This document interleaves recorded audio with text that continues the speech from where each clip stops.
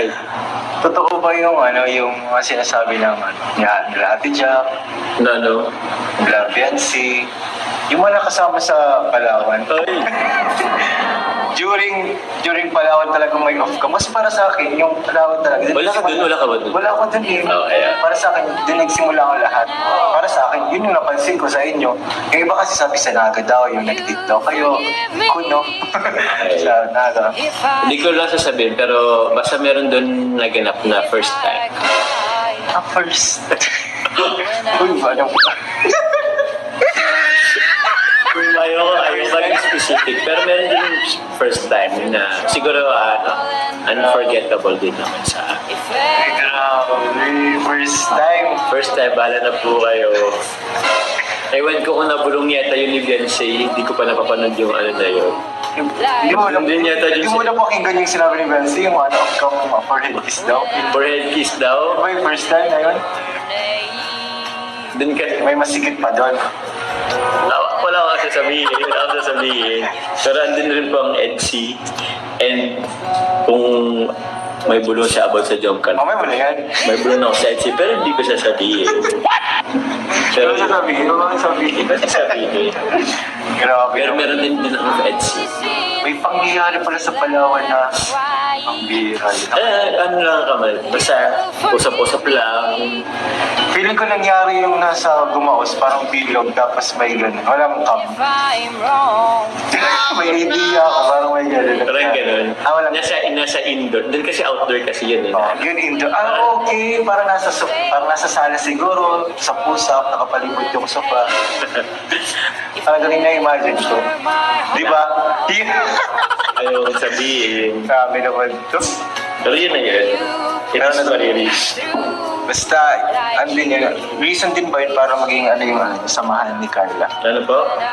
Isang rason din ba yun para sabihin na malalim na yung pagkakaunawaan niya ni Carla?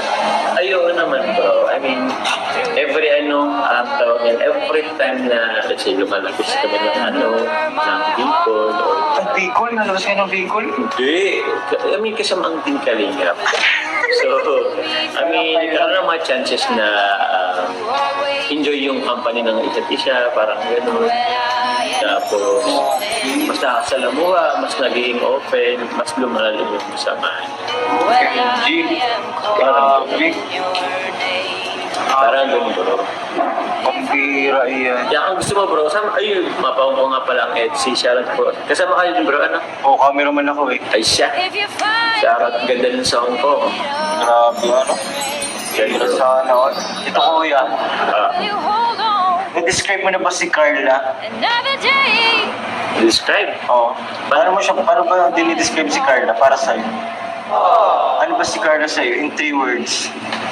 Pero siguro yung huwag natin isama yung maganda kasi gipin na yun. Gipin naman na yun. Others siguro ang niya. Andun pa rin yung pagiging mahihain niya. Mahihain pa din si Carla? Oo, parang gano'n. May mahihain pa din na part. Pero, yun. Number 2 siguro jolly at mabungisnis. Yun din talagang niya. Jolly at mabungisnis. Parang hindi ko Pag nakuha mo yung niya, yung mood niya. Oo. Pag naging komportable kayo, sobrang aliw din, parang gano'n. Maaliw talaga. Oo. Tapos, din, parang gano'n. Maaliw talaga. Oo. Tapos, ano ba? Hindi ko napapansin kay Carla yung magiging jolly niya. Ha? Bihira lang siguro. Bihira lang. Kasi mo pa eh. Kasi kung madalas kasi yung nakakita mo si Carla, kasama tayo marami. So, siyempre, nahiya rin siya pag madamihan. Pero kung, let's say, konting kayo, small group lang kayo, ipentuhan, nag-aasaran, nalabas niya yung yung jolly niya. Lalo na yung comfortable siya sa mga tao na sa paligid sa kanya. So, mas nailalabas ang pagiging jolly na yun. So ano ba ang secret niyo kuya para maging maayos yung value ng vlog niyo?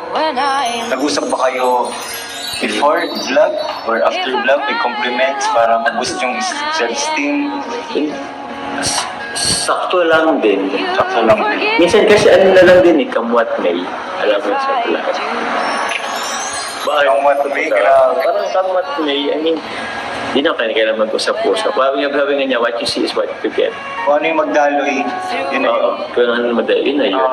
Oo. Bihira naman yun. Ito ko yung last. Ha? Last sa easy. Oo.